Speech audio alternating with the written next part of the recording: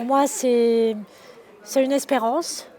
Une espérance que des personnes qui ont été victimes d'abus au sein de l'Église ou bien même au sein des familles peuvent passer d'une survie à une vie nouvelle, à une meilleure vie. J'aime beaucoup ce qui est dit depuis le rapport de la commission Sauvé, passer de victime à témoin.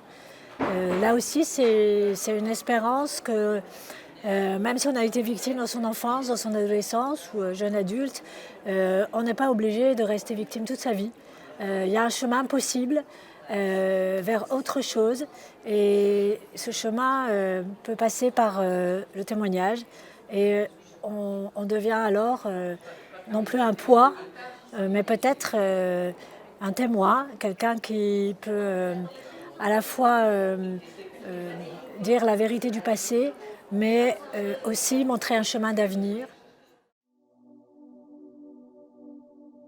Seigneur, ma prière va d'abord aux personnes qui ont été victimes, toutes celles qui ont pu un peu en parler, toutes celles qui n'ont pas pu en parler encore. Je n'oublie pas les personnes qui se sont suicidées. Ma prière va pour elles, pour qu'elles reçoivent aujourd'hui un peu de consolation, un peu de douceur. Ma prière va aussi auprès de tous leurs proches, tous ceux qui sont, si on peut dire, victimes collatérales, pour qu'elles aussi reçoivent la consolation et la douceur.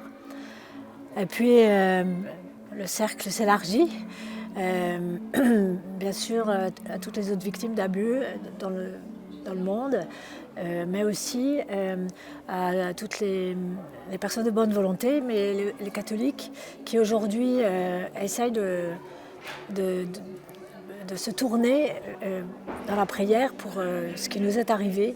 Ce que je demande à Jésus, c'est qu'il les aide à changer leur regard, le regard qu'ils portent sur nous, qu'ils ne voient plus comme des victimes ou encore moins comme des ennemis, mais vraiment qu'ils puissent nous voir comme des témoins, qu'ils puissent, juste avant Pâques, se dire que nous aussi, on peut parler de Pâques à notre façon, en disant qu'on est passé de la survie à la vie et qu'on peut témoigner d'une vie nouvelle possible après des abus, même qui sont passés il y a très longtemps.